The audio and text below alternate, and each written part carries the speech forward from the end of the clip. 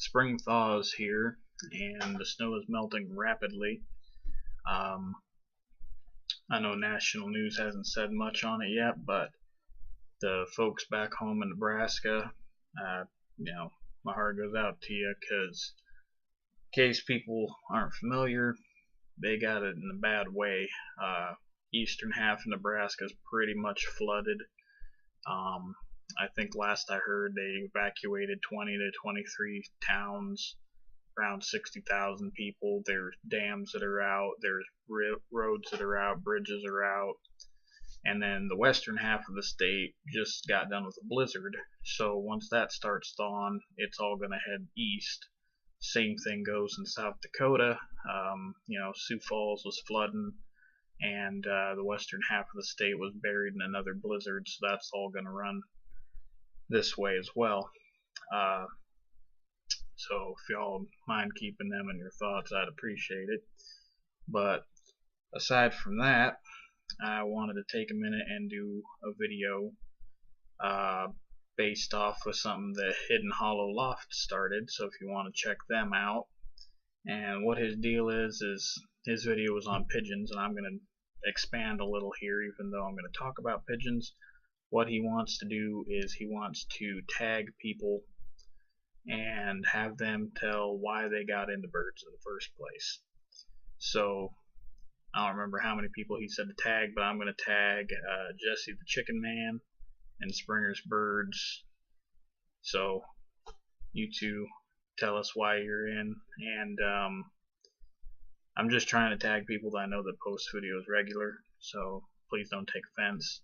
I know some of y'all, I'd love to hear your story, but you're not ones to post videos, which is fine. If you want to leave it in the comments, I'd love to read it. But anyhow, I'm going to narrow my personal video down to talking about pigeons because that's what Hidden Hollow talked about.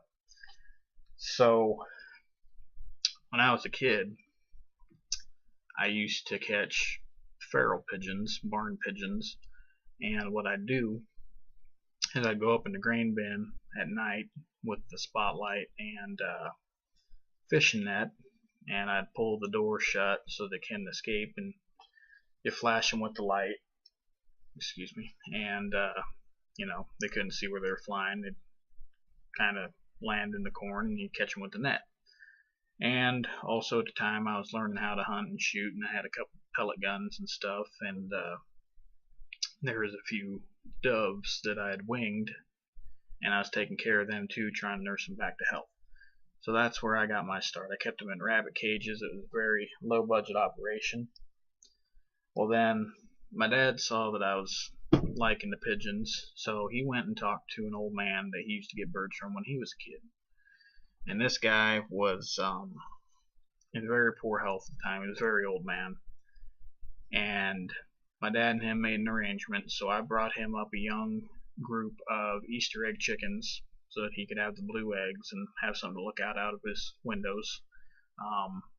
And in exchange, I got his entire flock of giant runts. Now, in true fashion of my family, I got these birds before I had a loft. So I went over to my grandma's and we fixed up one of the old pens there. This pen's probably about 8 or 12 foot long, 2 foot deep, 6 foot at the front, maybe 5 foot at the, well no, I take that back, it's probably 6 foot at the back and 8 foot at the front. And it was 3 levels. I think they built it for rabbits originally. So I got it to where it hold birds, and that's where we put them. And every day after school I'd go over there and take care of them, and then eventually when my dad had some free time, he went over there with the loader tractor and basically scooped it up in the loader and log chained it in place, and then drove it a couple miles from my grandma's over to our place. That pen's still at the old farm where I grew up. It's not in any shape to hold birds any longer. So the giant runt, if you're not familiar with them, is a very, very large breed.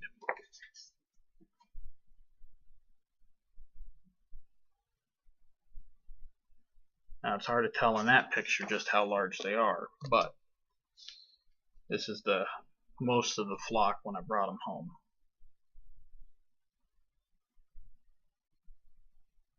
And what I was using for nest boxes were shipping boxes for bees, and I just knocked the mesh out of one side and lay it on the other side, and that was the nest. But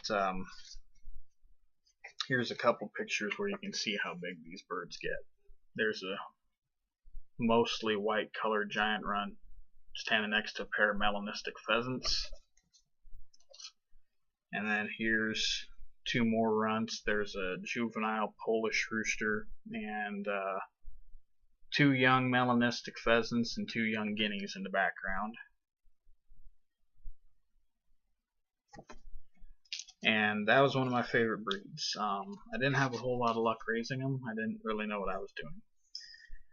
Well, then we took the old hog barn and we had made a row of pens in it for peafowl, and off of there I built a couple lofts, and I raised a lot of pigeons in there, but the problem is that old barn had a rat problem, and eventually I got tired of losing squabs. That's a baby pigeon is a squab to the rats. So one summer me and my friend Melissa built a pigeon loft out in kind of this clearing we had by the pheasant pens, and it was I was in high school, had to been probably my sophomore junior year when I built it, and it was 10 foot deep, 16 foot across, 6 foot at the back, and 8 foot at the front.